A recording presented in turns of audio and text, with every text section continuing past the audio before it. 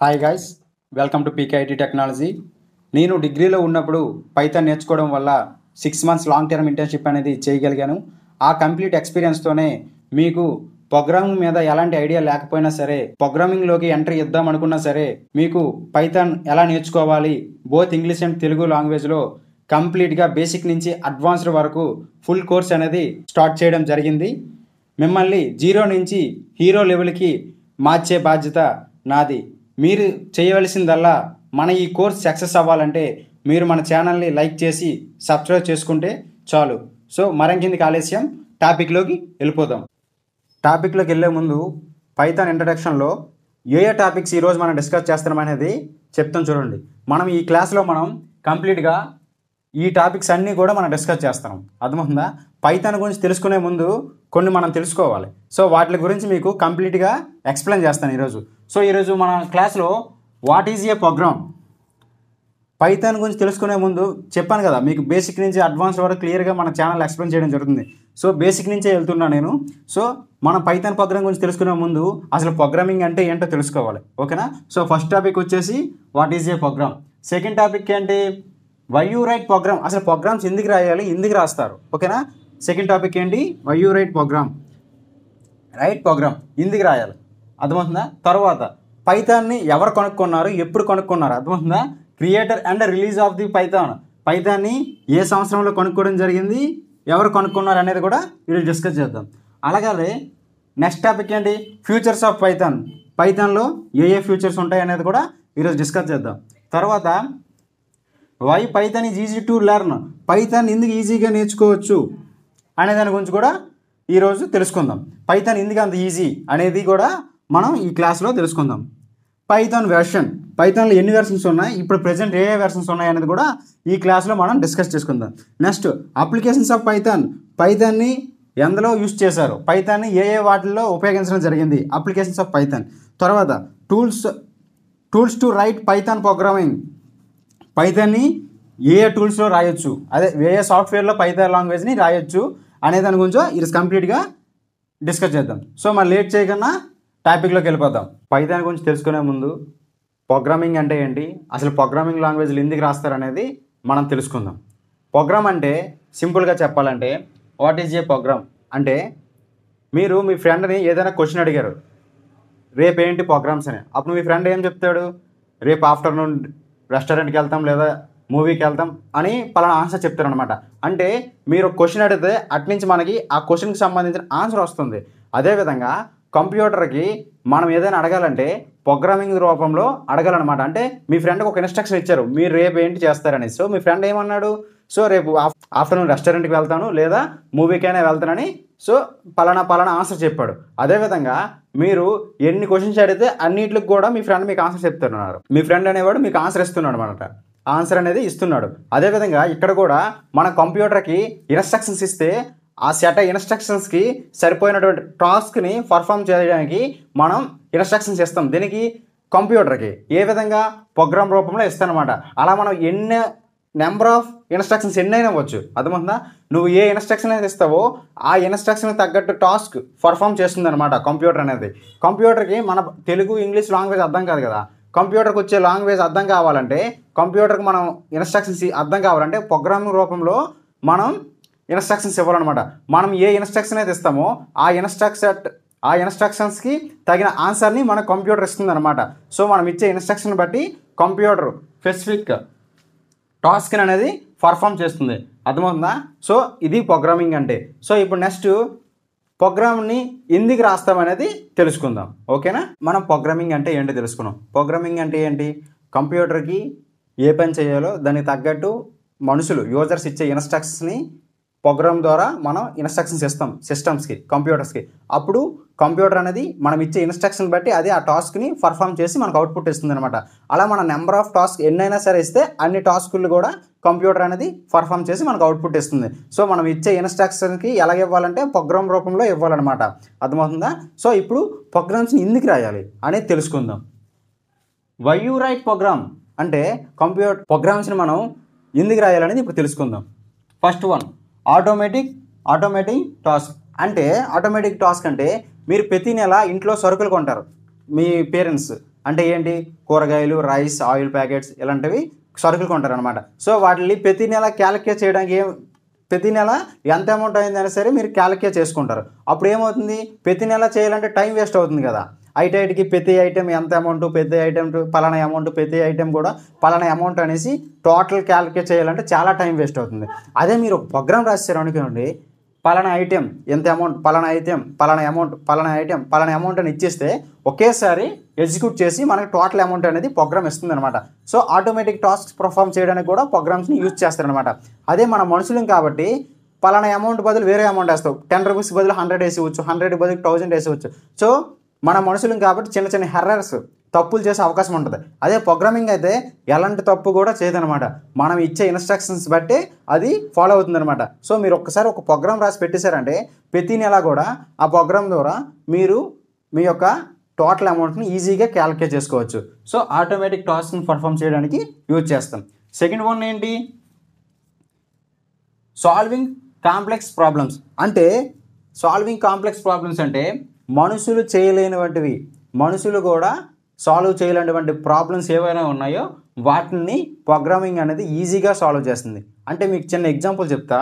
మన ఇండియాలో ఎన్ని ఆధార్ కార్డ్స్ ఉంటాయి, మొత్తం 150 crore పీపుల్స్ ఉన్నారు. అంటే 150 కోట్ల జనాభాకి మనిషికి ఒక ఆధార్ కార్డు ఉంది. ఇప్పుడు ఈ ఆధార్ కార్డులు అన్నింటిలో డూప్లికేట్స్ ఏమున్నాయి అంటే ఒకే ఆధార్ నెంబర్ ద్వారా ఇంకెన్ని ఆధార్ కార్డు నెంబర్స్ ఉన్నాయో తెలుసుకోవడం అనేది చాలా కష్టం, ఇంపాసిబుల్.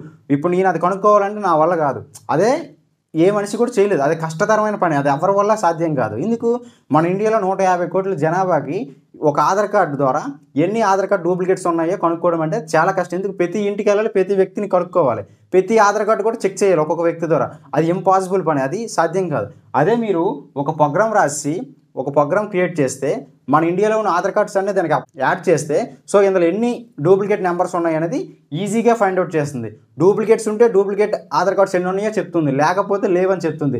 ఉంటే ఏంటేంటి ఉన్నాయి అనేవి కూడా క్లియర్గా మనకి సాల్వ్ చేసి చూపిస్తుంది అనమాట ప్రోగ్రామింగ్ అనేది. సో ప్రోగ్రామింగ్ ద్వారా అదొక బెనిఫిట్. మనుషులు చేయలేనటువంటి పనులు కూడా ప్రోగ్రామ్ అనేది ఈజీగా సాల్వ్ చేస్తుంది. ఓకేనా.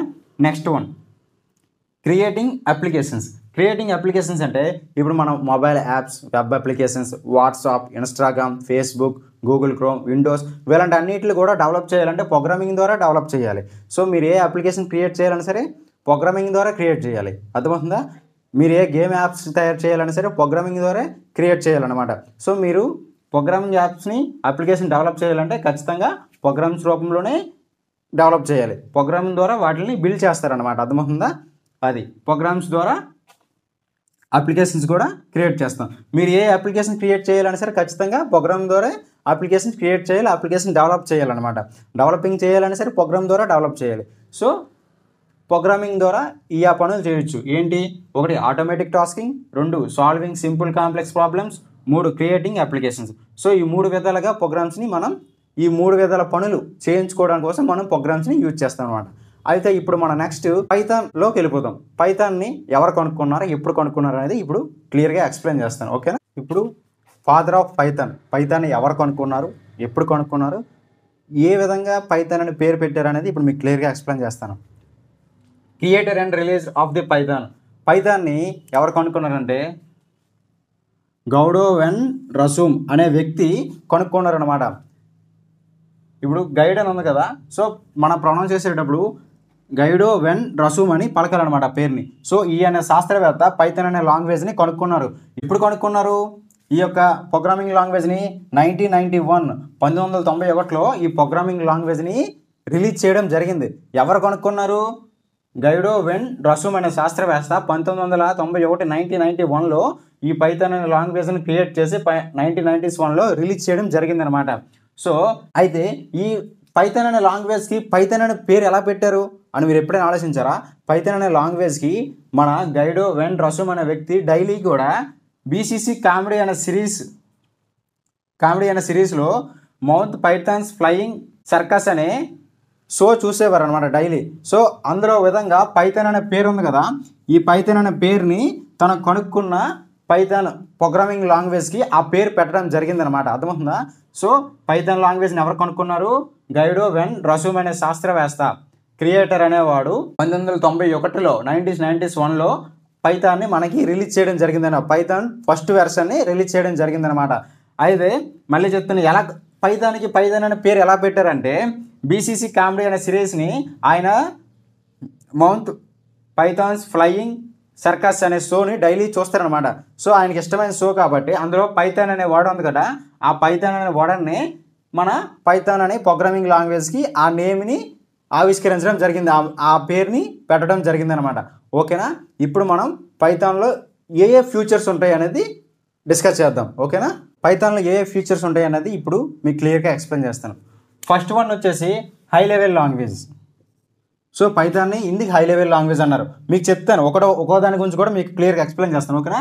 ఫస్ట్ వన్ వచ్చేసి high level language, second one వచ్చేసి ఇంటర్ప్రిటర్ లాంగ్వేజ్, థర్డ్ వన్ వచ్చేసి డైనమిక్ లాంగ్వేజ్. పైథాన్ని డైనమిక్ లాంగ్వేజ్ అని ఎందుకు అన్నారో కూడా చెప్తాను. ఓకేనా?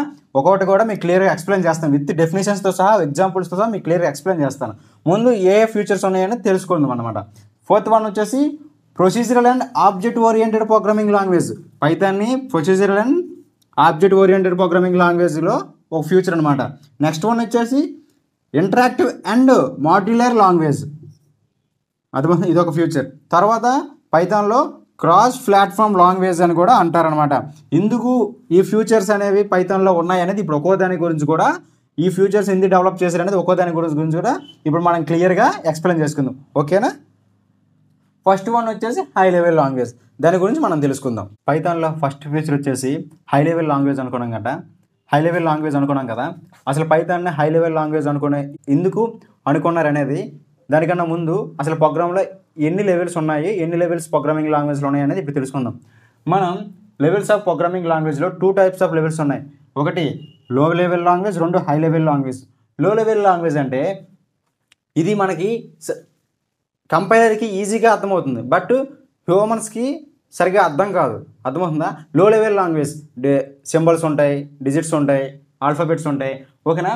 ఇది మిషన్ లెవెల్ లాంగ్వేజ్ అని కూడా అంటారు దీని లో లెవెల్ లాంగ్వేజ్ని. ఓకే, కంపైలైజేషన్ ఈజీగా అయిపోతుంది, ఎగ్జిక్యూషన్ అప్పుడు ఈజీగా అవుతుంది, కానీ మనుషులు హ్యూమన్స్ యూజర్స్ అనేవాడు ఈజీగా అర్థం చేసుకోలేడు, ఈజీగా రాయడానికి చాలా కష్టంగా ఉంటుంది లో లెవెల్ లాంగ్వేజ్ అనేది. కానీ సిస్టమ్ మాత్రం కంపైలైజ్ చేసినప్పుడు మాత్రం ఈజీగా ఎగ్జిక్యూట్ చేసేస్తుంది అనమాట. అలాంటి లాంగ్వేజ్ని లో లెవెల్ లాంగ్వేజ్ అని అంటారనమాట. అర్థమవుతుందా? చూడు, లో level programming language such as assembly language, దాన్నే మనం అసెంబ్లీ లాంగ్వేజ్లో రాస్తాం అనమాట. ఈ ప్రోగ్రామ్స్ అన్నింటిలో కూడా అసెంబ్లీ లాంగ్వేజ్లో రాస్తాం. Or close to the machine native instruction sets. అర్థమవుతుందా? మిషన్ లాంగ్వేజ్లో ఉంటాయి అనమాట ఇవన్నీ కూడా. ఈ లో లెవెల్ లాంగ్వేజ్ అనేది యూజర్ రాయడానికి చాలా కష్టంగా ఉంటుంది, కానీ సిస్టమ్ సాఫ్ట్వేర్ ఎగ్జిక్యూట్ అయ్యేటప్పుడు మాత్రం అవుట్పుట్ అనేది చాలా ఈజీగా వస్తుంది. ఎగ్జిక్యూషన్ చేసేటప్పుడు ప్రోగ్రామ్ ఎగ్జిక్యూట్ అయ్యేటప్పుడు చాలా ఫాస్ట్గా ఎగ్జిక్యూట్ అయిపోతుంది, కానీ మన యూజర్ రాయడం మాత్రం ప్రోగ్రామ్ రాయాలంటే చాలా కష్టం. అర్థమవుతుందా? అలాంటి వాటిని లో లెవెల్ లాంగ్వేజెస్ అంటారనమాట. ఇది డైరెక్ట్గా యాక్సెస్ చేసుకుంటుంది హార్డ్వేర్. అర్థమవుతుందా? తర్వాత హై లెవెల్ లాంగ్వేజ్ అంతేంటి? హై లెవెల్ లాంగ్వేజ్ అంతా ఇంగ్లీష్లోనే ఉంటుంది. యూజర్ ఈజీగా రాయగలడు, చదవగలడు, ఈ ప్రోగ్రామ్ని చూడగానే పలానా ప్రోగ్రామ్ అని ఈజీగా ఐడెంటిఫై చేయగలడు. అలాంటి లాంగ్వేజ్ని హై లెవెల్ లాంగ్వేజ్ అంటారు అనమాట. అది ఉందా? మన పైథాన్ మొత్తం హై లెవెల్ లాంగ్వేజ్లోనే ఉంటుంది. పైథాన్ అందుకే హై లెవెల్ లాంగ్వేజ్ అని కూడా అన్నారు. So high level programming language such as Java and Python are high level లాంగ్వేజ్లు అంటే ఏంటి?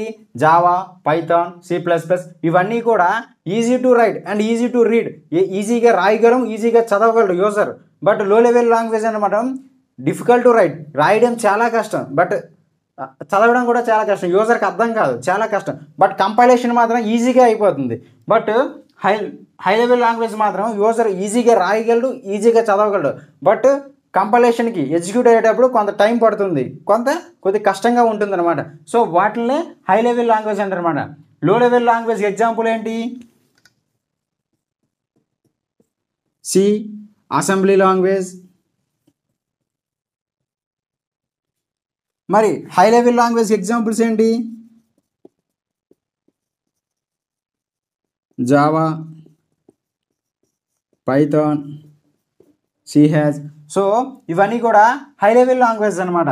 అర్థమవుతుంది కదా? యూజర్ అనేవాడు హ్యూమన్స్ ఈజీగా రాయగలడు, చదవగలడు. సో యూజర్కి అర్థమయ్యే లాంగ్వేజ్లు అన్నీ కూడా హై లెవెల్ లాంగ్వేజ్. యువతరకు రాయడానికి చదవడానికి చాలా కష్టంగా ఉన్న లాంగ్వేజ్లు అన్నీ కూడా లో లెవెల్ లాంగ్వేజ్ అనమాట. ఈజీగా మనం ఐడెంటిఫై చేయవచ్చు. సో అందుకే పైథాన్ని హై లెవెల్ లాంగ్వేజ్ అన్నారనమాట. ఫస్ట్ ఫ్యూచర్ ఏంటి హై లెవెల్ లాంగ్వేజ్. ఎందుకంటే పైథాన్ మొత్తం ఇంగ్లీష్లోనే ఉంటుంది, మనకి ఈజీగా అర్థమవుతుంది, మనం ఈజీగా రాయగలం, ఈజీగా చదవగలం. ఒక ప్రోగ్రామింగ్ చూడగానే ఇది ఏ ప్రోగ్రామ్ అనేది మనం ఈజీగా ఐడెంటిఫై చేసేవచ్చు అనమాట. అందుకే పైథాన్ని హై లెవెల్ లాంగ్వేజ్ అని అన్నారన్నమాట. సో ఫస్ట్ ఫ్యూచర్ అనేది మీకు అర్థమైంది, పైథాన్ ఎందుకు హై లెవెల్ లాంగ్వేజ్ అన్నారు అనేది. సో ఇప్పుడు మనం సెకండ్ ఫ్యూచర్ ఏంటి ఇంటర్ప్రెటర్ లాంగ్వేజ్. అర్థమవుతుందా? పైథాన్ని ఎందుకు ఇంటర్ప్రెటర్ లాంగ్వేజ్ అని కూడా అన్నారు అనేది ఇప్పుడు మనం తెలుసుకుందాం. పైథాన్ని ఎందుకు ఇంటర్ప్రెటర్ లాంగ్వేజ్ అన్నారనే ముందు అసలు ఇంటర్ప్రెటర్ అంటే ఏంటి, కంపైలర్ అంటే ఏంటో మీకు ఆ డిఫరెన్స్ తెలిస్తే మీకు అసలు పైథాన్ ఎందుకు ఇంటర్ప్రెటర్ లాంగ్వేజ్ అన్నారు అనేది మీకు ఐడియా వస్తుంది. ఇప్పుడు ఫర్ సపోజ్ ఎగ్జాంపుల్ మీకు చెప్పాలంటే, నాకు తెలుగు వచ్చు, నేను అదర్ కంట్రీ వెళ్ళా, వాళ్ళకి ఇంగ్లీష్ వచ్చు. అప్పుడు నేను ఆడే భాష వాళ్ళకి రాదు, వాళ్ళు వచ్చే లాంగ్వేజ్ నాకు రాదు. సో మా ఇద్దరి మధ్యన అప్పుడు కాన్వర్జేషన్ జరగాలంటే ఏమి ఉండాలి, ఒక మీడియేటర్ ఉండాలి. తెలుగు ఇంగ్లీష్ వచ్చే వ్యక్తి ఒక వ్యక్తి ఉండాలన్నమాట. ఆయన ఏం చేస్తాడు, నేను తెలుగులో మాట్లాడేదంతా ఆ పర్సన్కి ఇంగ్లీష్లో ఎక్స్ప్లెయిన్ చేస్తాడు, అర్థమయ్యేటట్టు చెప్తాడు. ఆ పర్సన్ ఇంగ్లీష్లో మాట్లాడేదంతా కూడా నాకు ఈయన తెలుగులో ఎక్స్ప్లెయిన్ చేస్తారనమాట. అంటే ట్రాన్స్లేట్ చేస్తారనమాట. నా లాంగ్వేజ్ ఆయనకి అర్థమయ్యేటట్టు, ఆయన లాంగ్వేజ్ నాకు అర్థమయ్యేటట్టు ట్రాన్స్లేట్ చేస్తారు. అదేవిధంగా మన ప్రోగ్రామింగ్ లాంగ్వేజ్లో కూడా మనకి సిస్టమ్కి ఒక లాంగ్వేజ్ వచ్చు. సిస్టమ్కి వచ్చే లాంగ్వేజ్ అది బైనరీ లాంగ్వేజ్. బైనరీ లాంగ్వేజ్ ఎప్పుడు 0s and 1s ఉంటుంది. సో మనకి ఈ లాంగ్వేజ్ రాదు, మనకి ఇది అర్థం కాదు.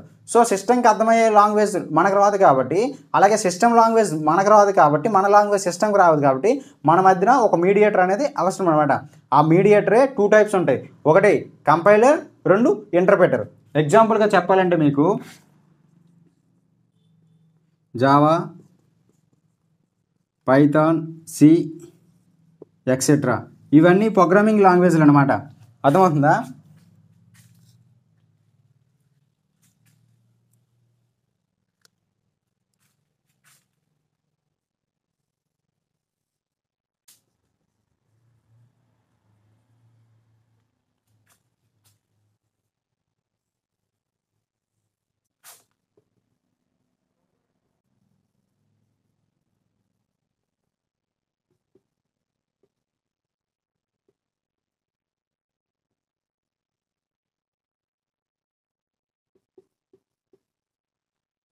సో మనం ఇది binary language 0s and 1s ఉంటుంది.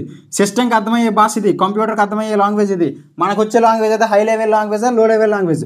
హై లెవెల్ లాంగ్వేజ్ రాసిన ఇన్స్ట్రక్షన్స్ అన్ని మిషన్ లెవెల్ లాంగ్వేజ్లో కన్వర్ట్ చేయాలంటే మనకు ఒక ట్రాన్స్లేట్ అవసరం. అదే మీకు చెప్పాను కదా, నాకు తెలుగు వచ్చు, అమెరికా వెళ్ళాను, వాళ్ళకి ఇంగ్లీష్ వచ్చు, నా భాష వాళ్ళకి అర్థం కావాలి, వాళ్ళ లాంగ్వేజ్ నాకు అర్థం కావాలంటే మధ్యన ఒక ట్రాన్స్లేటర్ అవసరం, ఒక మీడియేటర్ అవసరం. ఆయన ఏం చేస్తాడు, ఆ మీడియేటర్ థర్డ్ పర్సన్ అనేవాడు నాకు తెలుగు వచ్చు కాబట్టి నేను మాట్లాడేదంతా అవతల పర్సన్కి ఇంగ్లీష్లో ఎక్స్ప్లెయిన్ చేస్తాడు. సో ఆయన ఇంగ్లీష్లో చెప్పిందంతా నాకు ఈయన తెలుగులో ఎక్స్ప్లెయిన్ చేస్తాడు.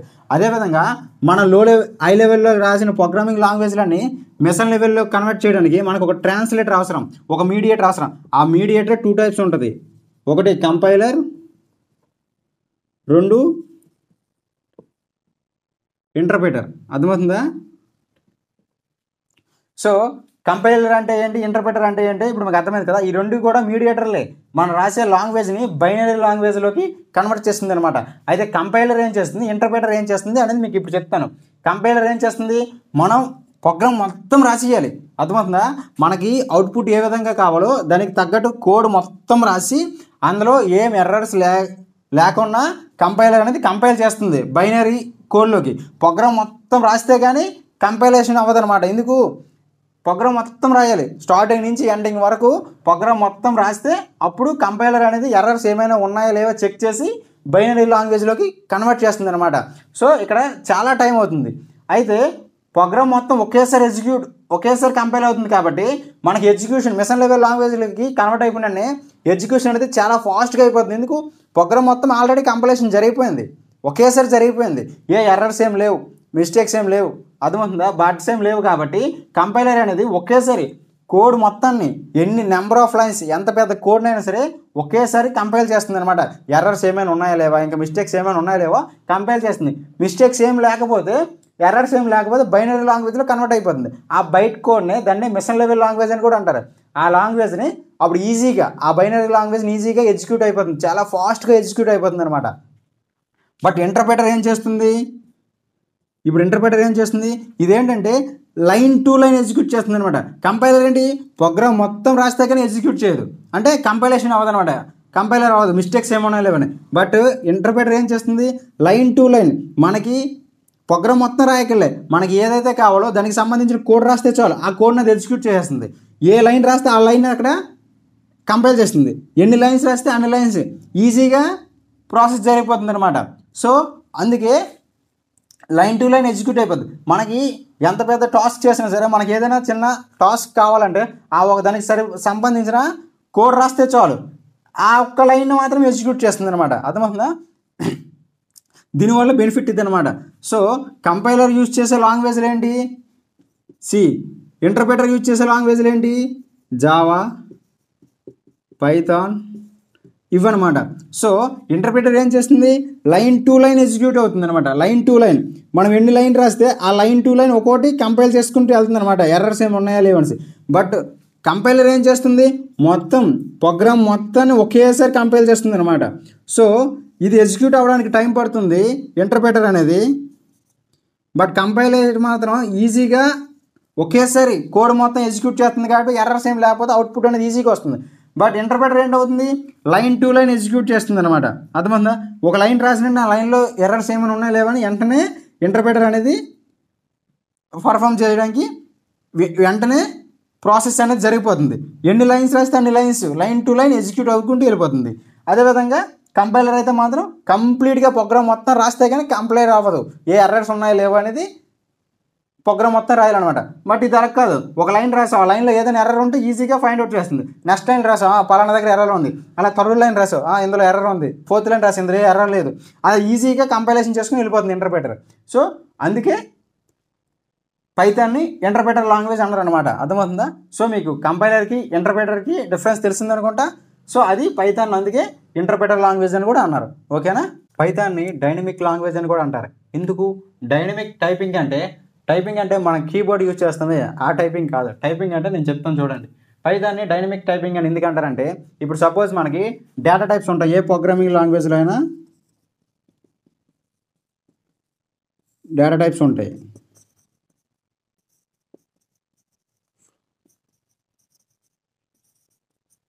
ఎక్సెట్రా. సో మనకి డేటా టైప్స్ ఉంటాయి అనమాట. అయితే మనం ఏ ప్రోగ్రామింగ్ లాంగ్వేజ్లో అయినా సరే డేటా టైప్స్ రాసేటప్పుడు, ఫర్ సపోజ్ సి లాంగ్వేజ్, జావాలో డేటా టైప్స్ రాసేటప్పుడు వేరియబుల్కి వాల్యూని ఎలా అరేంజ్ చేస్తాం? ఇప్పుడు ఇంట్ ఏ ఈజ్ ఈక్వల్ టు 5 అని ఇచ్చాం. అర్థమవుతుందా? అయితే ఇక్కడ ఏ వేరియబుల్కి 5 ఇచ్చాం కాబట్టి ఖచ్చితంగా ముందు మనం ఇంట్ ఐ అంటే ఇంట్ స్మాల్ లెటర్స్లోని ఒక డేటా టైప్ని అసైన్ చేయాలి. అసైన్ చేస్తేనే ఈ వేరియబుల్కి ఇంటీజర్ వాల్యూని ఇవ్వాలని తెలియదు అనమాట. మనం ఈ వాల్యూకి ఇంటీజర్ వాల్యూని ఇవ్వాలంటే ఖచ్చితంగా ముందు ఇంట్ అనే డేటా టైప్ని అసైన్ చేయాలి. అదేవిధంగా బి అనే వేరియబుల్కి 10.5 ఫ్లోట్ వాల్యూని అసైన్ చేయాలంటే ఖచ్చితంగా ఫ్లోట్ అనే డేటా టైప్ని మనం డిక్లేర్ చేయాలి. ఎక్కడ? జావాలో కానీ సి లాంగ్వేజ్లో, ఏ ప్రోగ్రామింగ్ లాంగ్వేజ్లోనైనా సరే మనం డేటా టైప్ వేరియబుల్స్కి వాల్యూని అసైన్ చేసేటప్పుడు ఆ వాల్యూకి ఏ వాల్యూ అయితే ఆ యొక్క డేటా టైప్ని ఖచ్చితంగా అసైన్ చేయాలి. అదేవిధంగా డిఫాల్ట్గా మనం ఇచ్చేయాలన్నమాట. ఫస్ట్ ఇంట్ అని ఇచ్చిన తర్వాత ఏ యొక్క వేరియబుల్కి 5 ఇంటీజర్ వాల్యూని అసైన్ చేయాలి. ఫ్లోట్ అని డేటా టైప్ ఫ్లోట్ వాల్యూ తీసుకోవాలంటే ఖచ్చితంగా ఫ్లోట్ని డిక్లేర్ చేయాలి. అదేవిధంగా సికి హలో అని ఇచ్చాను, స్ట్రింగ్ వాల్యూ ఇచ్చాను, ఖచ్చితంగా ఇక్కడ స్ట్రింగ్ డేటా టైప్ ఇవ్వాలి. నేను స్ట్రింగ్ డేటా టైప్ ఇస్తే ఇక్కడ హలో అని ఇచ్చాం కాబట్టి ఇది ఎర్రర్ వస్తుంది. ఎందుకు? నువ్వు ఈ వేరియబుల్కి నువ్వు డేటా టైప్ని అసైన్ చేయలేదు. డేటా టైప్ని అసైన్ చేయకపోతే ఆ వేరియబుల్ ఏంటి అనేది దానికి తెలియడం కష్టం. సో ఏ వాల్యూని స్టోర్ చేసుకోవాలనేది ఆ యొక్క డేటా టైప్ని ఖచ్చితంగా ఇవ్వాలి. అదే పైథాన్కి అయితే ఏం అవసరం లేదు. పైథాన్కి అయితే ఏ అని ఇచ్చేసి 5 ఇచ్చామనుకో, ఇది ఇంటీజర్ వాల్యూ కాబట్టి డైనమిక్గా పైథాన్ లాంగ్వేజ్ అనేది దానికి ఇంటీజర్ని రన్ టైంలోనే అసైన్ చేసుకుంటుంది. మనం ఇక్కడ ఇంటీజర్ ఇవ్వాలి, ఫ్లోట్ ఇవ్వాలని ఉండదు. అదేవిధంగా బీకి 10.5 ఇచ్చామనుకో, ఇక్కడ బీకి 10.5 ఇచ్చాం, ఇది ఫ్లోట్ వాల్యూ కాబట్టి డైరెక్ట్గా డైనమిక్గానే పైథాన్ అనేది డైనమిక్గానే ఫ్లోట్ డేటా టైప్ని అసైన్ చేసుకుంటుంది. అదేవిధంగా ఇక్కడ ఇంకా చెప్తాను చూడండి. ఇక్కడ సి లాంగ్వేజ్లో జావాలో కానీ ఏ ఇచ్చి దానికి ఇంటీజర్ వాల్యూ 5 ఇచ్చారు అనుకోండి, ఇంకో దగ్గర ఏ డేటా టైప్ తీసుకొని ఇక్కడ 10.5 ఫ్లోట్ వాల్యూ ఇస్తే ఎర్రర్ వస్తుంది. ఎందుకు? ఆల్రెడీ ఈ డేటా టైప్కి నువ్వు 5 ఇంటీజర్ వాల్యూని ఇచ్చావు, సో నువ్వు ఫ్లోట్ వాల్యూని ఇవ్వడానికి అవ్వదు అనేసి అసైన్ చేస్తుంది. బట్ పైథాన్లో అదేం లేదు. ఇక్కడ ఇంటీజర్కి ఏ అని ఇచ్చి ఇంటి వాల్యూ ఇచ్చావా, తర్వాత ఏ డిక్లేర్ చేసుకొని స్ట్రింగ్ వాల్యూని కూడా ఇచ్చుకోవచ్చు అనమాట. అదే దీని యొక్క ప్రత్యేకత.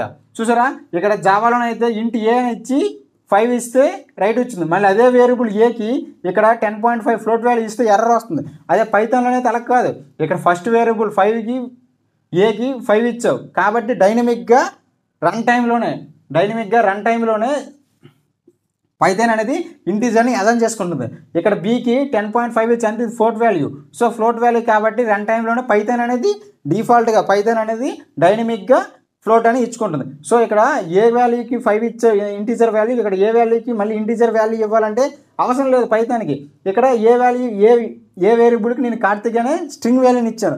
సో ఇది రన్ టైంలో డైనమిక్గా స్ట్రింగ్ డేటా టైప్ని అసైన్ చేసుకుంటుంది. సో అదే డైనమిక్ అనమాట. సో పైథాన్ అందుకే డైనమిక్ టైపింగ్ లాంగ్వేజ్ అని కూడా అంటారు. అర్థమవుతుంది. ఎందుకు డైనమిక్ లాంగ్వేజ్ అంటారు? మనం ఏ లాంగ్వేజ్లో అయినా సరే వేరియబుల్కి డేటాని అసైన్ చేయాలంటే ఆ డేటా టైప్ని ఫస్ట్ డిక్లేర్ చేసి డిఫాల్ట్గా. బట్ పైథాన్కి అయితే అది అవసరం లేదు. నువ్వు ఏ వేరియబుల్ ఇచ్చినా సరే, ఆ వేరియబుల్కి ఏ వాల్యూని తీసుకున్నా సరే, ఆ ఇచ్చిన వాల్యూని బట్టి రన్ టైంలో డైనమిక్గా ఆ యొక్క డేటా టైప్ని అసైన్ చేసుకుంటుంది పైథాన్. అందుకే దీన్ని డైనమిక్ టైపింగ్ అన్నారు. టైపింగ్ అంటే అదనమాట. సో డైనమిక్గా నువ్వు ఇచ్చే వాల్యూని బట్టి డైనమిక్గా రన్ టైంలోనే వేరియబుల్కి డేటా టైప్ని అసైన్ చేసుకుంటుంది. ఓకేనా? ఈ ప్రత్యేకత ఇంకెందులో ఉండదు అనమాట. అందుకే పైథాన్ హై లెవెల్ లాంగ్వేజ్ అన్నారు, ఇంటర్ప్రిటర్ లాంగ్వేజ్ అన్నారు, ఇంక థర్డ్ వన్ వచ్చేసి డైనమిక్ టైపింగ్ లాంగ్వేజ్ అని కూడా అన్నారనమాట. సో ఇన్ని ప్రత్యేకతలు ఉన్నాయి కాబట్టి పైథాన్ ఇప్పుడు ఇంటర్నేషనల్ లాంగ్వేజ్ వెళ్తుంది, ప్రపంచాన్ని వెళ్తుంది అనమాట. ఇన్ని ఫ్యూచర్స్ ఉన్నాయి కాబట్టి. సో నెక్స్ట్ ఫ్యూచర్ ఏంటి? Procedural and object oriented language. Next future గురించి ఇప్పుడు చెప్తాను. ఓకేనా? ఇప్పుడు మనం జావాని procedural and object oriented language ఎందుకు అన్నారు అనేది ఇప్పుడు మనం తెలుసుకుందాం. ప్రొసీజరల్ అంటే ఏంటి? ప్రొసీజరల్ అంటే పేర్లు ఉంది. ప్రొసీజరల్ ఒక step by step process. C language ఎలా ఉంటుంది? స్టెప్ బై స్టెప్గా ఉంటుంది, స్టెప్ బై స్టెప్ ఆర్డర్లో ఉంటుంది. ఒక స్ట్రక్చర్ని ఫాలో అవుతుంది అనమాట సి లాంగ్వేజ్. అర్థమైందా? దాన్ని ప్రొసీజరల్. చూడగానే ఒక లైన్ టు లైన్ ఒక ప్రొసీజర్ని ఒక స్ట్రక్చర్ని ఫాలో అవుతుంది ప్రొసీజర్ లాంగ్వేజ్ అనేది అనమాట. సో చూడగానే అర్థమైపోతుంది. అర్థమైందా? దాన్ని ప్రొసీజర్ లాంగ్వేజ్ అంటారు. ఆబ్జెక్ట్ ఓరియంటెడ్ అంటే ఏంటి? మనం ప్రోగ్రామింగ్ లాంగ్వేజ్ రాసేటప్పుడు ఒక్కొక్క దానికి ఒక్కొక్క ఆబ్జెక్ట్ క్రియేషన్ ఉంటుంది. మనం ప్రోగ్రామింగ్ అంతా జావా కానీ పైథాన్ కానీ ప్రతిదీ కూడా ప్రోగ్రామింగ్ ఆబ్జెక్ట్స్ మీద డిపెండ్ అయి ఉంటుంది. ప్రతిదానికి ఒక ఆబ్జెక్ట్ క్రియేట్ చేసుకోవడం ఉంటుంది. ఈ లాంగ్వేజ్ ఒక స్టైల్లో ఉంటుంది. ప్రొసీజర్ లాంగ్వేజ్ ఒక స్టైల్లో ఉంటుంది. ఆ రాసే విధానము, ఆ కోడింగ్ అంతా ఒక స్టైల్లో ఉంటుంది. But object oriented language completely different అనమాట. ప్రొసీజర్ లాంగ్వేజ్కి దీనికి సంబంధం ఉండదు, చాలా డిఫరెంట్గా ఉంటుంది. ఈ రాసే విధానం కూడా చాలా స్టైల్గా ఉంటుంది అనమాట. ప్రతిదానికి ఒక ఆబ్జెక్ట్ క్రియేషన్ ఉంటుంది. కొద్దిగా కన్ఫ్యూజన్గా ఉంటుంది అనమాట. మనం ఏది రాసిన సరే ఒక ఫంక్షన్ కానీ ఒక ఆబ్జెక్ట్ క్రియేట్ చేసుకోవచ్చు, మెథడ్ క్రియేట్ చేసుకోవచ్చు. ప్రతిదానికి కూడా ఆబ్జెక్ట్స్ అనమాట. అందుకే దీన్ని పైథాన్ కూడా ఆబ్జెక్ట్ ఓరియంటెడ్ లాంగ్వేజ్ అని అంటాం అనమాట. సో మీకు తర్వాత చెప్తాను, ఊప్స్ కాన్సెప్ట్ గురించి క్లియర్గా ఎక్స్ప్లెయిన్ చేస్తాను అనమాట. అర్థమవుతుందా? ఊప్స్ కాన్సెప్ట్ అంటే ఆబ్జెక్ట్ ఓరియంటెడ్ ప్రోగ్రామింగ్ లాంగ్వేజ్. ఇందులో ఏంటంటే ఉంటాయి అనేది కూడా మీకు క్లియర్గా ఎక్స్ప్లెయిన్ చేస్తాను తర్వాత.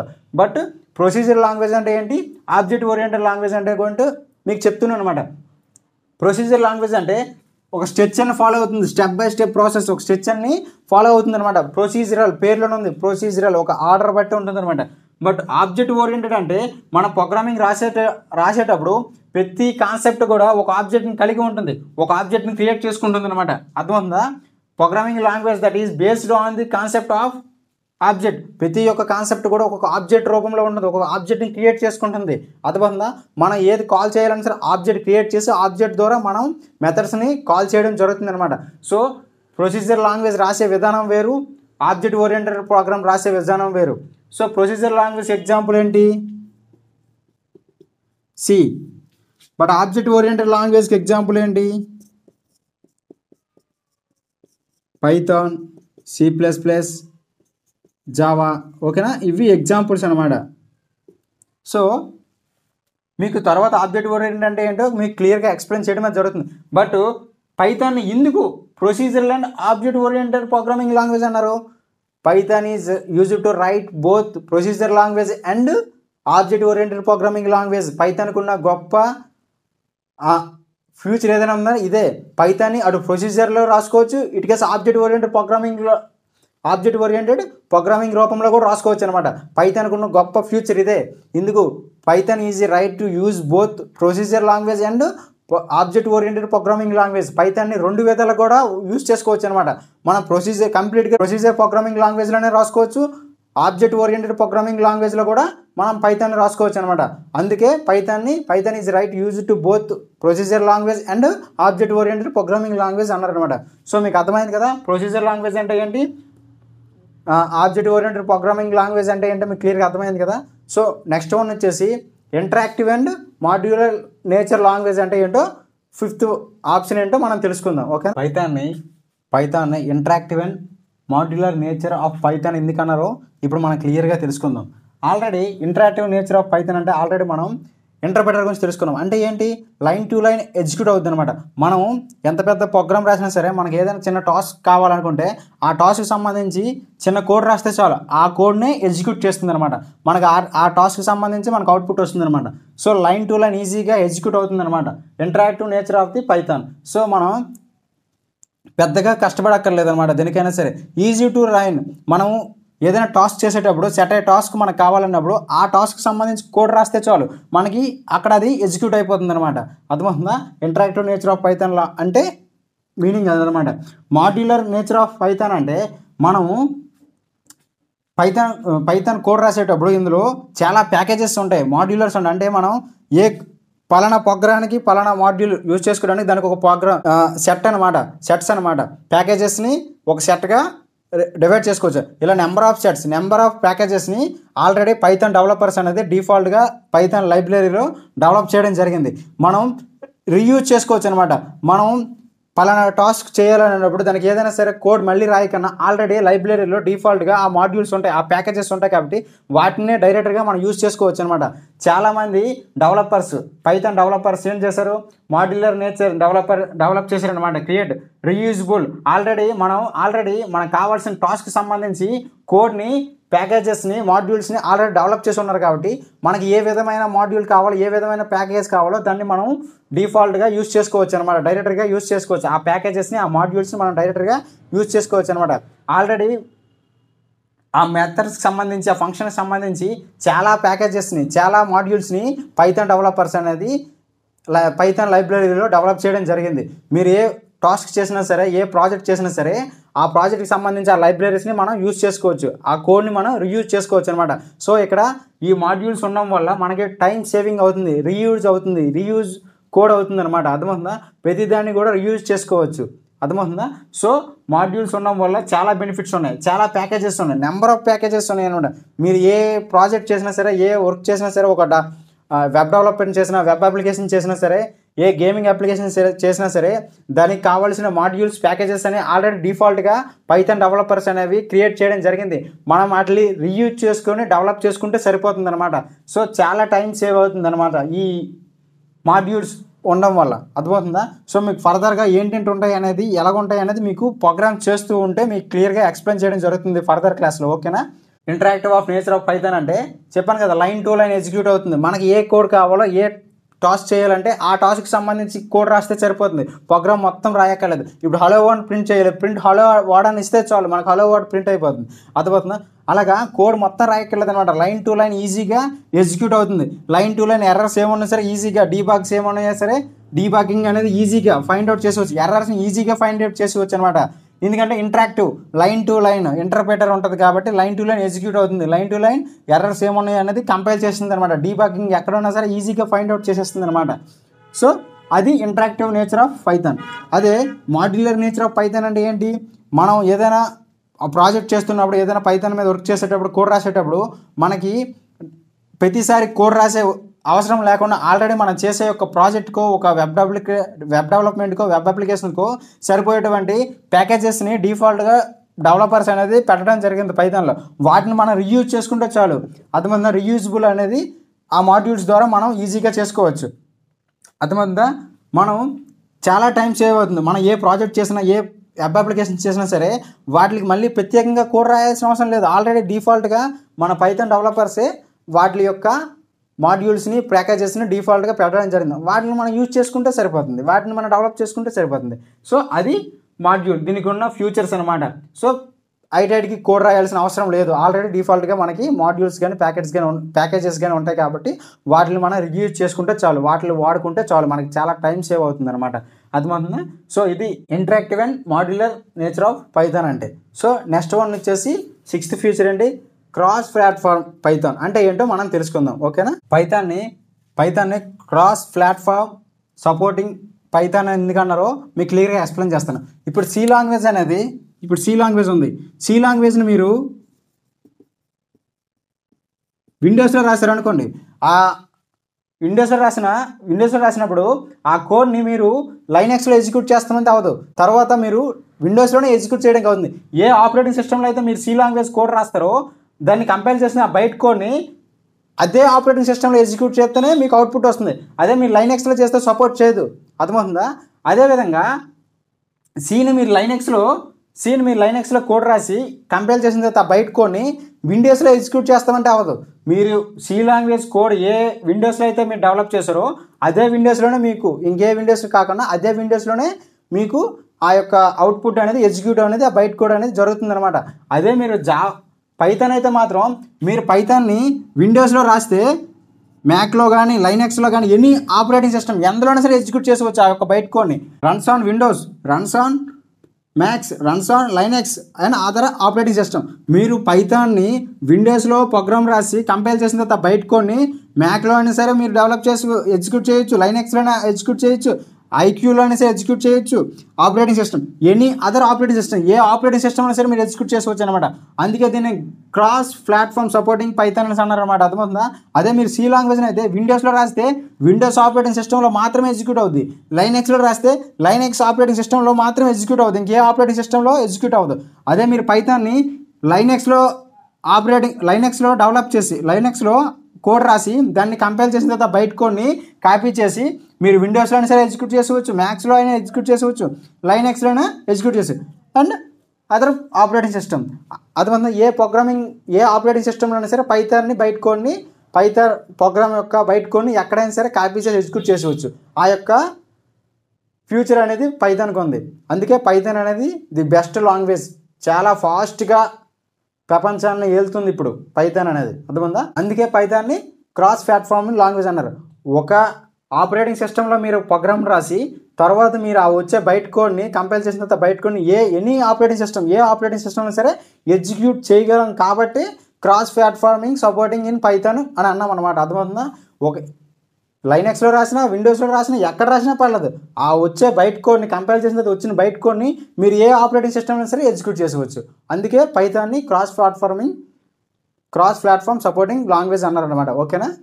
పైథాన్ ఎందుకు ఈజీగా నేర్చుకోవచ్చు, why Python is easy to learn, Python ఎందుకు ఈజీగా నేర్చుకోవచ్చు అనేది ఇప్పుడు మనం డిస్కస్ చేద్దాం. ఫస్ట్ వన్ వచ్చేసి సింపుల్ సింటెక్స్ అంటే మనం సింటెక్స్ అనేది చాలా సింపుల్గా ఉంటుంది, లైక్ ఇంగ్లీష్ వర్డ్స్లోనే ఉంటుంది అనమాట యాజ్ ఇట్ ఈస్గా. అర్థమవుతుందా? మనం చూడగానే సింటెక్స్ మనకి ఈజీగా కన్వర్ట్ అవుతుంది, ఈజీగా అర్థమైపోతుంది.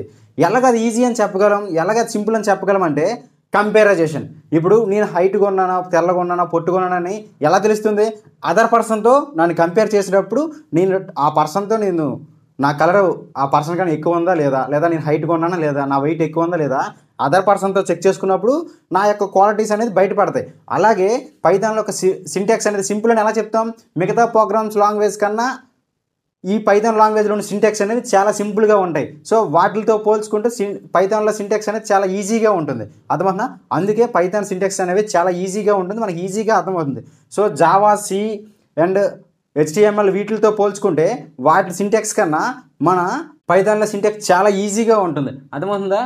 చెప్పాలంటే లైక్ జనరల్ ఇంగ్లీష్ వర్డ్స్తోనే ఉంటుంది అనమాట. అర్థమవుతుంది కదా? అదనమాట సింపుల్ సింటాక్స్. ఇప్పుడు సపోజు సి లాంగ్వేజ్లో హలో అని ప్రింట్ చేయాలనుకోండి, చిన్న ప్రోగ్రామ్ హెడర్ ఫైల్స్ ఇవ్వాలి, మెయిన్ ఫంక్షన్ ఇవ్వాలి, తర్వాత ప్రింట్ హలో వర్డ్ ఇవ్వాలి, ఫంక్షన్ క్లోజ్ చేయాలి. అదేవిధంగా అదే జావాలో అయితే క్లాస్ డిక్లేర్ చేయాలి, పబ్లిక్ వైడ్ స్టాటిక్ మెయిన్ అని డిక్లేర్ చేయాలి, తర్వాత ప్రింట్ ఇవ్వాలి, system.println అని ఇవ్వాలి, అప్పుడు హలో వర్డ్ని ప్రింట్ చేయాలి, ఎండ్ చేయాలి ప్రోగ్రామ్.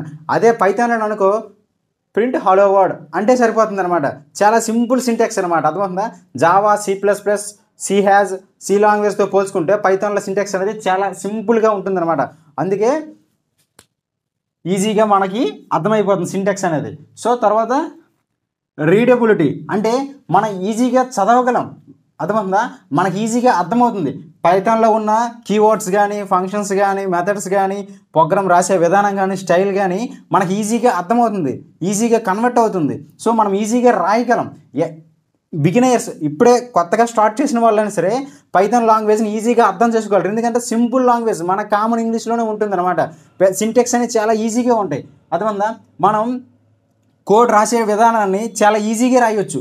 ఏ ప్రోగ్రామ్ని అయినా సరే ఈజీగా మనం చదవగలం. ఒక ప్రోగ్రామ్ని చూసి మనం ఈజీగా ఐడెంటిఫై చేయొచ్చు. ఇది పలానా ప్రోగ్రామ్, ఇది సమ్ ఆఫ్ 2 ఎడిషన్స్, లేదా రెక్టాంగిల్ ఫైండ్ అవుట్ చేయడం, ఏరియా ఫైండ్ అవుట్ చేసే ప్రోగ్రామ్, లేదా ఫిబొనాచి సిరీస్ అని ప్రోగ్రామ్ని చూసి మనం ఈజీగా చెప్పవచ్చు. ఎలాగా? ఆ ప్రోగ్రామ్ని చదివే బట్టి. అర్థమవుతుందా? ఈజీగా మనం చదవగలం అనమాట. అర్థమవుతుందా? సో సెకండ్ ఫ్యూచర్ అది. తర్వాత ఎక్స్టెన్సివ్ లైబ్రరీస్. సో పైథాన్ ఇంకా ఈజీగా అవ్వడానికి కారణం ఏంటంటే ఇందులో ఆల్రెడీ స్టాండర్డ్ లైబ్రరీస్ ఉంటాయి అనమాట. అర్థమవుతుందా? మనం ఏదైనా ప్రాజెక్ట్ చేసేటప్పుడు, ఏదైనా కోడ్ రాసేటప్పుడు ఫ్రీ బుల్టెన్ ఫంక్షన్స్, అలాగే థర్డ్ పార్టీ లైబ్రరీస్ ప్రొవైడేషన్ అనేసి ఎక్కువ ఉంటుంది అనమాట. మనం కోడ్ రాసేటప్పుడు చాలా ఈజీ అయిపోతుంది అనమాట. ఆల్రెడీ స్టాండర్డ్ లైబ్రరీస్ ఉంటాయి. మనం ఏదైనా ప్రాజెక్ట్ చేసేటప్పుడు, ఏదైనా ప్రోగ్రామ్ రాసేటప్పుడు మళ్ళీ కొత్తగా మనం ఏది రాయక్కర్లేదు. ఆల్రెడీ లైబ్రరీలో చాలా మాడ్యూల్స్ ఉంటాయి, ప్యాకేజెస్ ఉంటాయి. కాబట్టి ఆ లైబ్రరీస్ నుంచి మనము యూజ్ చేసుకోవచ్చు అనమాట, రీయూజ్ అవుతుంది అనమాట. అర్థమవుతుందా? సో చాలా ఈజీగా పైథాన్ లాంగ్వేజ్ని చాలా ఈజీగా కోడ్ రాయొచ్చు, పెద్దగా కష్టపడక్కర్లేదు. అర్థమవుతుందా? ఆల్రెడీ ఎక్స్టెన్సివ్ లైబ్రరీస్, మన పైథాన్లో ఉన్న లైబ్రరీస్ని మనం ఈజీగా యూజ్ చేసుకోవచ్చు. మనం ఏదైనా ప్రాజెక్ట్ చేసేటప్పుడు దానికోసం ప్రత్యేకంగా మనం సపరేట్గా ప్రోగ్రామ్ రాయక్కర్లేదు.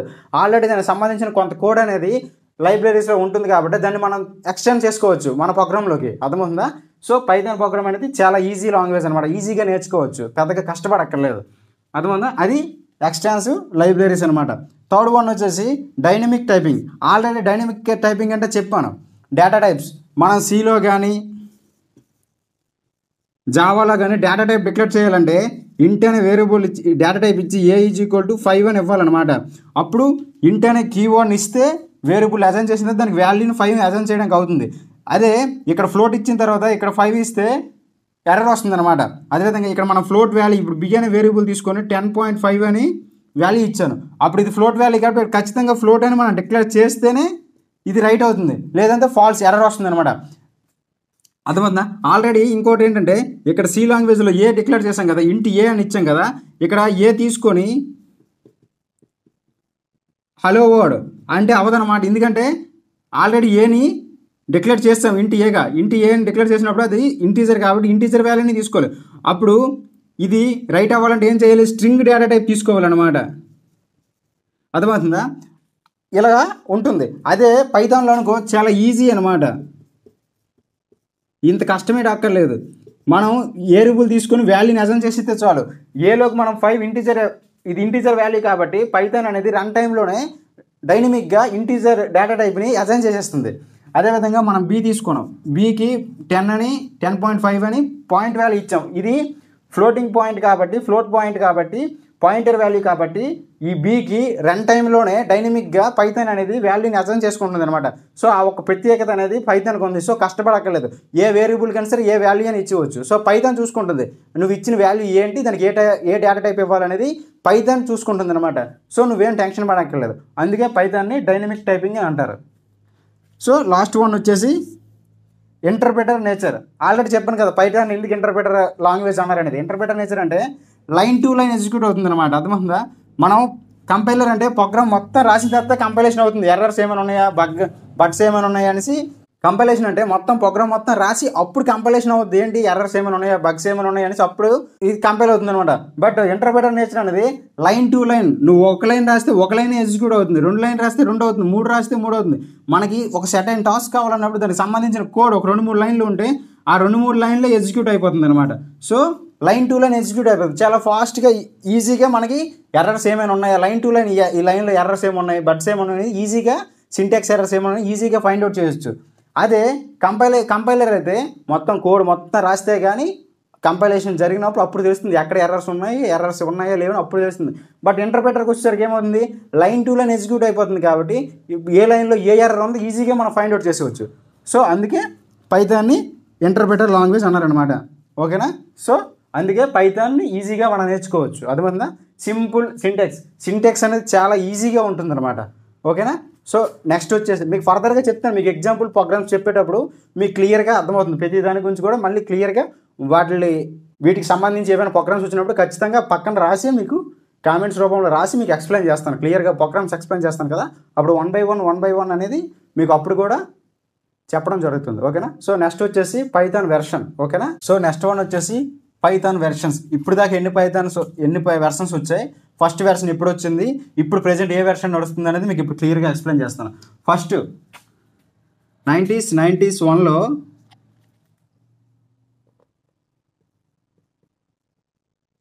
పైథాన్ 1 వచ్చిందనమాట. పైథాన్ 1 అనే వెర్షన్ని 1991లో పైథాన్ 1 అని ఇంట్రడ్యూస్ చేశారనమాట. ఫస్ట్ వెర్షన్ని రిలీజ్ చేశారు. తర్వాత పైథాన్ 2 వచ్చింది, తర్వాత పైథాన్ 3 వచ్చింది. అయితే సో పైథాన్ 3 వరకు వచ్చాయి. అయితే ఇప్పుడు ప్రెజెంట్ నడుస్తున్న వెర్షన్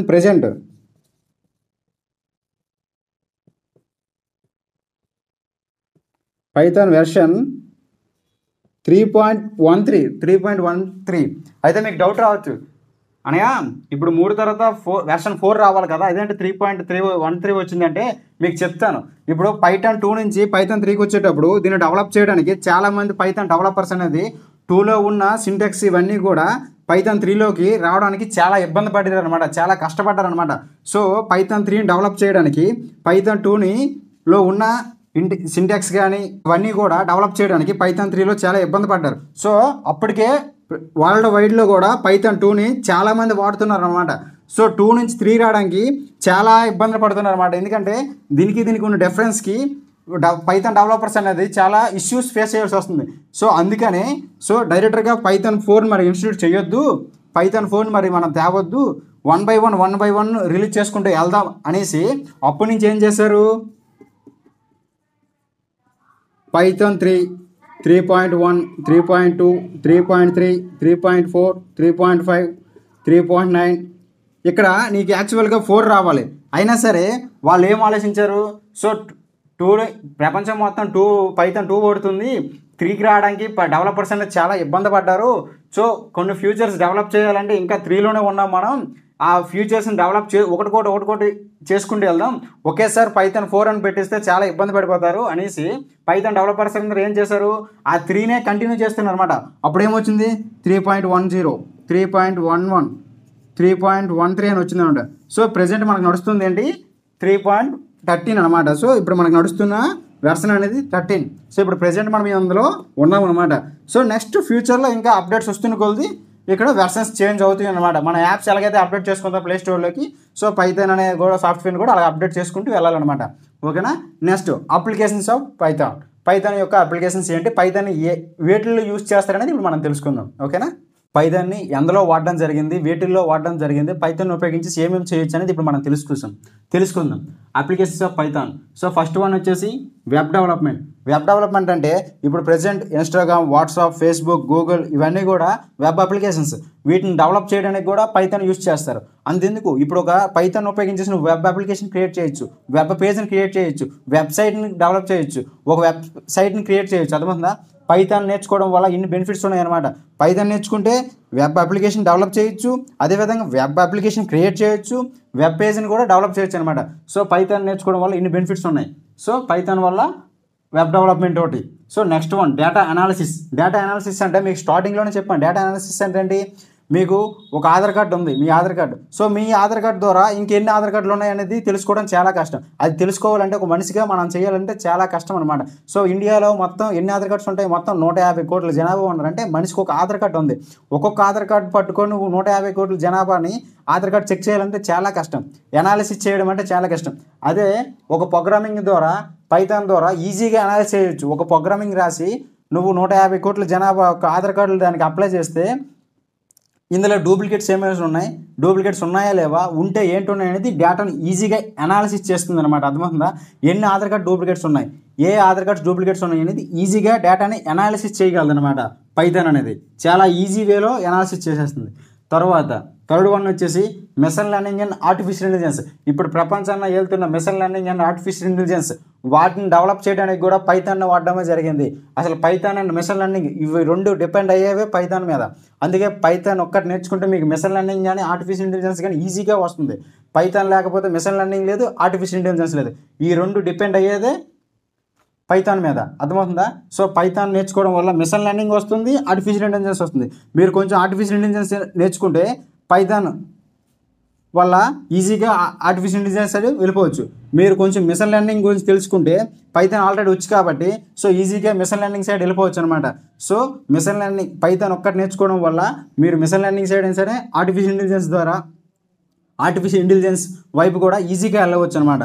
సో నెక్స్ట్ వన్ వచ్చేసి సైంటిఫిక్ అండ్ న్యూమరికల్ కంప్యూటింగ్. అంటే సైంటిఫిక్ అంటే చేయడంలో ఆ కంప్యూటర్ మిషన్స్ కానీ, ఇప్పుడు హాస్పిటల్లో ఉన్న మిషన్స్ కానీ, ఎంఆర్ఐ స్కానింగ్, సిటీ స్కానింగ్ వీటిల్లో ఉపయోగించడానికి కూడా వాటిల్లో కూడా పైథాన్ వాడడం జరిగింది. అలాగే న్యూమరికల్ కంప్యూటింగ్ అంటే మ్యాథమెటికల్ ఏవైనా ప్రాబ్లమ్స్, సమ్స్ ఏవైనా ఉంటాయి కదా, చెప్పాను కదా మీకు స్టార్టింగ్లో.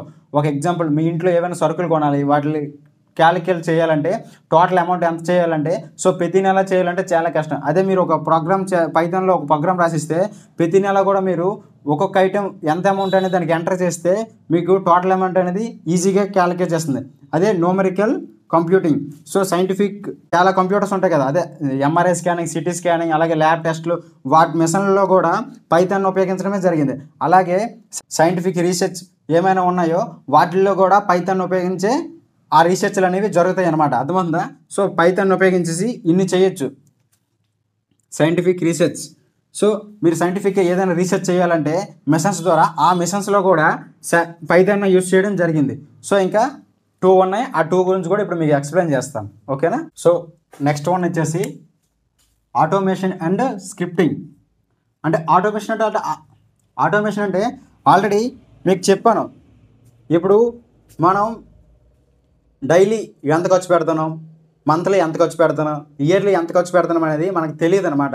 సో మనం ప్రతిదీ క్యాలిక్యులేట్ చేసుకోవాలనుకుంటే మనకి గుర్తుండదు. మన మనుషులం కాబట్టి చిన్న చిన్న మిస్టేక్స్ అని చేస్తాం, ఏదో ఒక పొరపాటు చేస్తాం.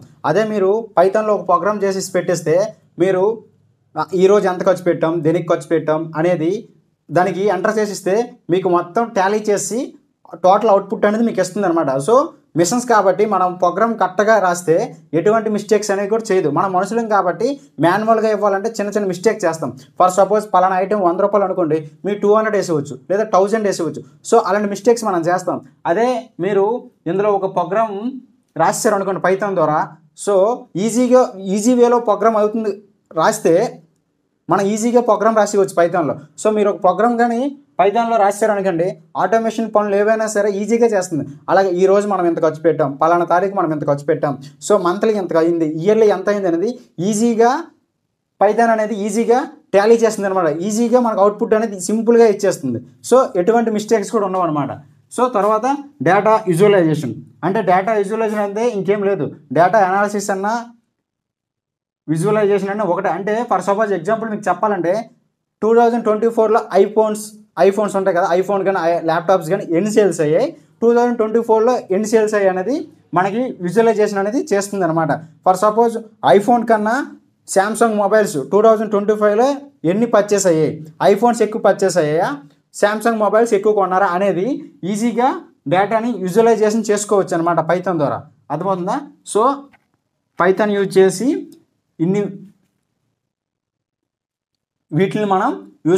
వీటిల్లో పైథాన్ యూజ్ చేసి డెవలప్ చేసుకోవచ్చు అనమాట. వీటిల్లో మనం పైథాన్ని వాడడం జరుగుతుంది. ఓకేనా? సో నెక్స్ట్ వచ్చేసి ఏంటి, పైథాన్ని ఎందులో రాస్తారు, వేటిల్లో రాస్తారు అనేది ఇప్పుడు మీకు క్లియర్గా ఎక్స్ప్లెయిన్ చేస్తాను. పైథాన్ ఏ సాఫ్ట్వేర్లో రాసుకోవచ్చు అనేది ఇప్పుడు మీకు చెప్తాను. టూల్స్ టు రైట్ పైథాన్ ప్రోగ్రామ్ని ఎందులో రాస్తారు, ఏ సాఫ్ట్వేర్లో పైథాన్ ప్రోగ్రామ్ని డెవలప్ చేస్తారనేది ఇప్పుడు చూసుకుందాం. ఫస్ట్ది పైచార్మ్లో, second one visual studio code, దీన్నే విఎస్ కోడ్ అని కూడా అంటారు. తర్వాత జూపిటర్ నోట్బుక్, తర్వాత అనకొండ, తర్వాత ఆన్లైన్ పైథాన్ ఇంటర్ప్రిటర్. మీరు గూగుల్లోకి వెళ్ళి క్రోమ్లోకి వెళ్ళి ఆన్లైన్ పైథాన్ ఇంటర్ప్రిటర్స్ అంటే చాలా వస్తాయి. సో వీటిలో అయినా సరే మనం ప్రోగ్రామ్ రాసి నోట్ ప్యాడ్లో ప్రోగ్రామ్ రాసి సో ఇందులో కాపీ ఆన్లైన్లోకి వెళ్ళి సో మీ నోట్ ప్యాడ్లో ప్రోగ్రామ్ రాసుకొని దాన్ని కాపీ చేసి ఆన్లైన్ పైథాన్ ఇంటర్ప్రిటర్ అని గూగుల్లో కానీ క్రోమ్లో కానీ సెర్చ్ చేస్తే చాలా వెబ్సైట్స్ వస్తాయి. మనం ఏ వెబ్సైట్ ఓపెన్ చేసినా 100లో మనం ఆ కోడ్ని కాపీ చేస్తే పేస్ట్ చేస్తే మనకు అవుట్పుట్ అనేది ఈజీగా వస్తుంది. అయితే ఈ ఆన్లైన్ పైథాన్ వల్ల అన్నీ అవ్వనమాట. సో చాలా ప్రాబ్లమ్స్ చాలా ఇష్యూస్ ఉన్నాయి అనమాట. అన్నీ ఎగ్జిక్యూట్ అవ్వు. మ్యాక్సిమం 70% అవుతాయి, ఒక 30% కొన్ని ప్రాబ్లమ్స్ ఉన్నాయి అనమాట. సో ఎగ్జిక్యూట్ చేయడం చాలా కష్టం అవుతుంది. సో మిగతా ఈ 4 కూడా మనం సాఫ్ట్వేర్ని ఇన్స్టాల్ చేసుకోవాలన్నమాట. అర్థమైందా? ఈ 4 కూడా మనం ల్యాప్టాప్లోగా ఇన్స్టాలేషన్ చేసుకుంటే మన పైథాన్ ప్రోగ్రామ్ని ఈజీగా మనం అందులో రాసి మనం ఎగ్జిక్యూట్ చేసుకోవచ్చు అనమాట. నేనైతే ఎక్కువ విఎస్ కోడ్ విజువల్ స్టూడియో కోడ్ని రిఫర్ చేస్తాను అనమాట. ఎందుకంటే చాలా ఈజీగా ఉంటుంది, చాలా లైబ్రరీస్ ఉంటాయి, చాలా ఎగ్జైట్మెంట్గా ఈజీగా రాయొచ్చు అనమాట. పైథాన్ కోడ్ చాలా బెనిఫిట్స్ ఉన్నాయి అనమాట విజువల్ స్టూడియో కోడ్లో. నేనైతే విజువల్ స్టూడియో కోడ్ని రిఫర్ చేస్తాను. దీన్నే విఎస్ కోడ్ అని కూడా అంటాం అనమాట. అర్థమవుతుందా? సో ఈ ఆన్లైన్ పైథాన్ ఇంటర్ప్రిటర్ వల్ల చాలా ప్రాబ్లమ్స్ ఉన్నాయి అనమాట. అంటే అన్నీ ఎగ్జిక్యూట్ చేయలేము, ఏవో కొన్ని మాత్రమే. బట్ ఈ 4 మాత్రం మనం ఇన్స్టాలేషన్ చేసుకోవాలి ల్యాప్టాప్లో. ఓకేనా? సో నేనైతే ఎక్కువ విజువల్ స్టూడియో కోడ్ని రిఫర్ చేస్తాను అనమాట. సో ఇంతటితో పైథాన్ ఇంట్రడక్షన్ అనేది కంప్లీట్ అయ్యింది.